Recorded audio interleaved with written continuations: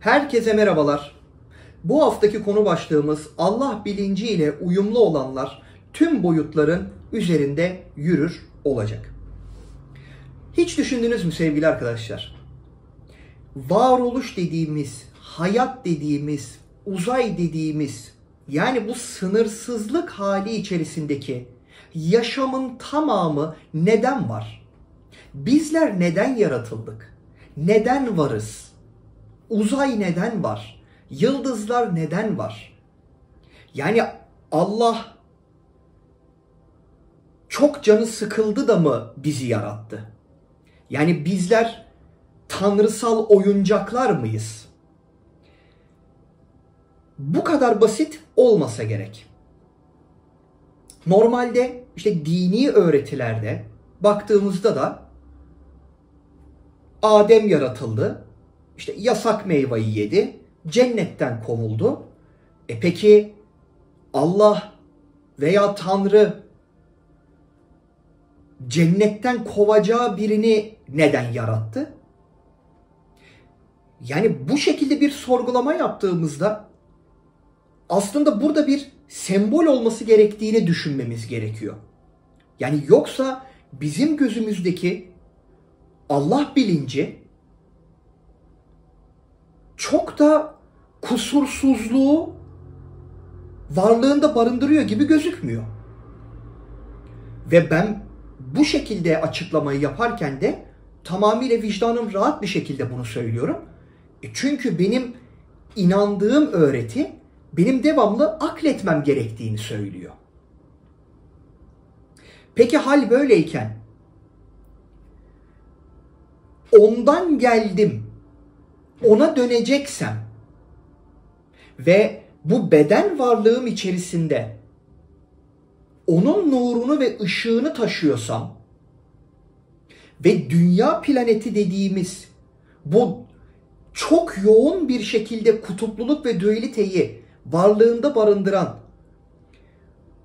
bu keşmekeş gezegenin içerisinde devamlı olaylardan olaylara savruluyorsam ilk başta bunu sorgulamam lazım. Ben neden varım? Neden yaratıldım? Dünya neden var? Uzay neden var? Beni yarattığına inandığım kudretin, en yüksek bilincin benimle işi ne? Derdi ne? Siz de bunu hiç düşünüyor musunuz? Yani bence düşünmeliyiz. İşte bu düşüncenin sonunda şöyle bir sonuca varıyoruz. Ben ruhsal varlık olarak tanrısallığımı unuttuysam ve bu beden kıyafeti içerisindeysem aslında bu beden varlığımı aşmak üzerine bir bilinci izlemem gerekiyor. Bakın tekrar ediyorum. Eğer ben ruhsal bir varlık olarak tanrısallığımı unutup bu beden kıyafeti içerisine girdiysem ve tüm öğretiler ondan geldik, ona döneceğiz diyorsa demek ki benim bu beden varlığımı aşmam, beden varlığımın frekansının üzerine çıkıp unuttuğum tanrısallığımı hatırlamam gerekiyor. En azından doğrusal bir bakış bana bu mesajı veriyor. Peki bunu nasıl yapacağım? Zaten başlığı o şekilde atmamın sebebi de aslında bu motivasyon. Allah bilinciyle uyumlu olduğumda tüm boyutların üzerinde yürürüm. Çünkü ondan geldim, ondan olduğumu hatırladım ve onunla tekrardan bir bütün olacak yükselişe geçtim. Artık boyut kavramı, bilinç kavramı, beden kavramı, uzay kavramı diye bir şey artık yok demektir. Çünkü parça bütüne dönmüş demektir. Peki bu nasıl olacak? Şimdi böyle bir giriş yaptık. Peki nasıl olacak? Peki hiç düşündünüz mü? Dünyada bu kadar insan var ve hiçbiri birbirine benzemiyor. Hepsi bambaşka karakterlerde, bambaşka duygusal hallerde, bambaşka zihinsel hallerde. Farklı farklı kazanımlar, farklı farklı kaybedişler, farklı farklı motivasyonlar. Hiç kimsenin yolculuğu birbirine benzemiyor. Herkesin karması birbirinden farklı. Yani buradaki mesaj nedir? Hiç düşündünüz mü? Benim buradan çıkarttığım sonuç şu oluyor. Şimdi akıl yoluyla düşünelim. Yaratıcı bir bilinç var. Ben her yayınımda bunu söyledim. Devamlı tekrara düşüyor olabilirim. Ama takdir edersiniz ki benim geçmiş yayınlarımı izlememiş ve ilk defa izleyecek bir kişiye bu bilgiyi de benim kendi yolculuğumla ilgili vermem lazım ki beni şu anda dinlediği için. Ben bulutların arasına oturmuş aksakallı bir dede profilinde bir Allah'a, bir yaratıcıya inanmıyorum sevgili arkadaşlar. Daha öncesinde de bu örneği vermiştim ve defalarca da okuma yapmıştım. Benim Allah tanımım, Tanrı tanımım, kaynak bilinç, en yüce olan bu tanımım Allan Kardec'in Ruhlar kitabında Tanrı nedir sorusuna verilen cevapla çok başka bir noktaya evrildi. Yani maddesel olmayan bir Allah bilincine ve orada şunu söylüyor.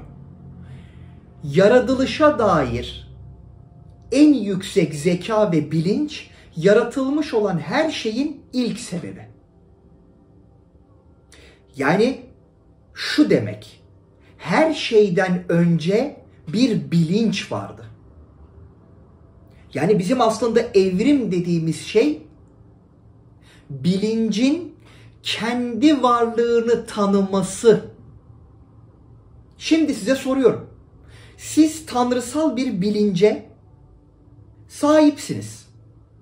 Bunu da en yüksek farkındalıkla yaşadığınızı düşünün. Tek başınasınız. Sınırsız bir gücünüz var. Sınırsız bir zamanınız var.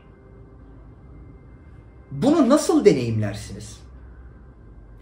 Kendi form olmayan, herhangi bir form almamış, sadece saf bilinç olan en yüksek tanrısal vasfınızı nasıl deneyimlersiniz? Bu vasıfları deneyimleyebileceğiniz bir form içerisine kendinizi alarak, yani ruhun aslında kendi tanrısallığını unutması demek, en yüksek titreşimdeki frekansının titreşimini düşürmesi demek. Çok yoğun olan enerjiyi yoğunlaştırması ve form haline bir maddesel katı forma alması demek. İşte bu sebeple değerli arkadaşlar, bizler veya diğer boyutlardaki dostlarımız, dünya dışı zeki yaşam bu sebeple form almıştır. Yani şunu hiç sorguladınız mı? Benim bütün bedenim hücrelerden oluşuyor ama o hücreler benim kalbimi oluşturuyor. O hücreler benim akciğerlerimi oluşturuyor. O hücreler benim karaciğerimi oluşturuyor. O hücreler benim midemi oluşturuyor. O hücreler benim gözümü, kulağımı oluşturuyor. Ama hepsi tek bir hücre değil mi? Peki bütün bu benim biyolojik yapımı ve fizyolojik işleyişimi sağlamasının sebebi nedir? Her bir hücrenin farklı bir bilinçte vazife yapması. Hiç düşündünüz mü? Bakın bastıra bastıra söylüyorum. Neden hücreler böyle bir biyolojiyi yaratmışlardır? Böyle bir evrimleşme yaşamıştır bizim bedenimiz? Neden duygusal fenomenlere karşı kimyasal varlığımız değişiyor? Demek ki burada aslında ezoterik öğretilerde hep söylenilen bir bilgi tamamıyla karşılık buluyor. Yukarısı nasılsa aşağısı da öyledir. Aslında biz tamamıyla Allah bilincinin yansımalarıyız. Onun yoğunlaştırdığı ve bizzat o bilinç içerisindeki bütüne tanrısal bilinci unutturarak tekrardan bir keşif sahası yarattığı formlarız biz. İşte bu sebeple ondan geldik, ona döneceğiz diye kendi bir öğreti paylaşmıştır. Ondan geldik, ona döneceğiz. Zaten oyduk.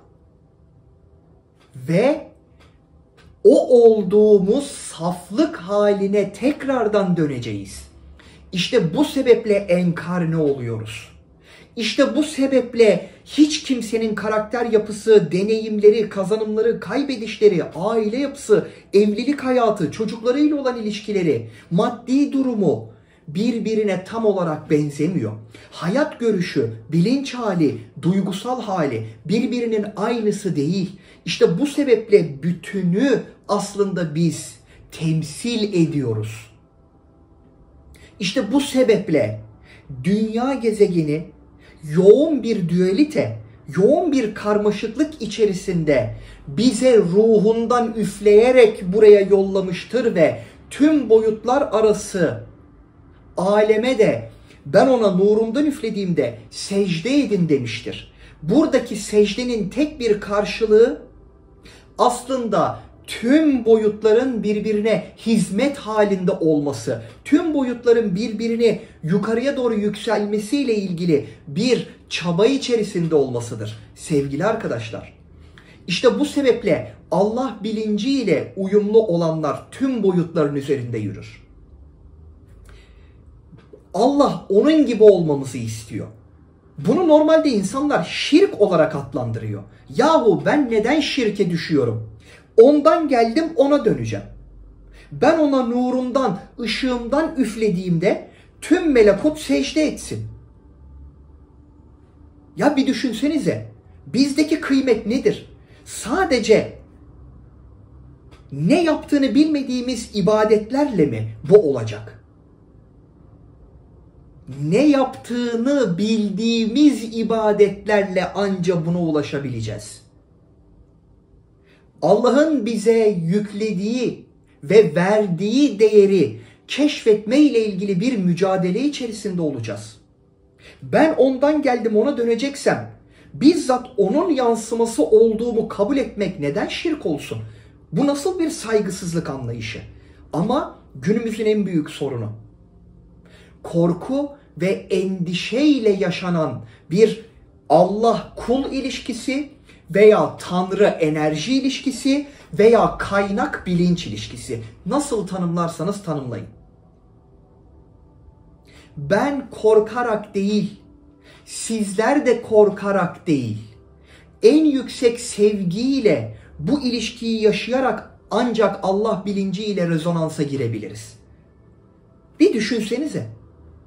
Eğer bu korku içinizde ta dedelerden, ailelerden bize böyle bir korku işlenmemiş olsaydı, ben bu konuda belki şanslı biri olabilirim. Hiçbir şekilde böyle bir korku unsuru işlenen bir ailede bulunmadım. Benim de ailemin benim üzerimdeki vazifesi buydu. Sağ olsunlar, var olsunlar.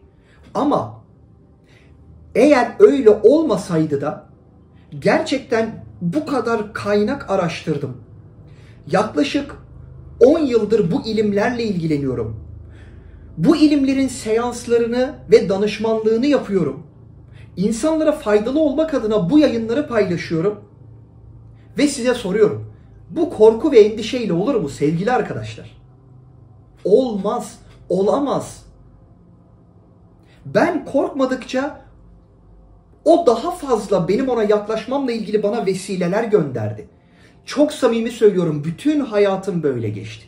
Ben ne kadar ona koşulsuz ve teslimiyetli yaklaştıkça aslında onun bir cezalandırıcı değil, bütüne ait enerjinin bizzat kendisi olduğuna ve bizim de onun hücreleri olduğumuzu keşfetmeye yönelik adım attıkça bilinç açılımı noktasına bana hep daha fazlasını verdi.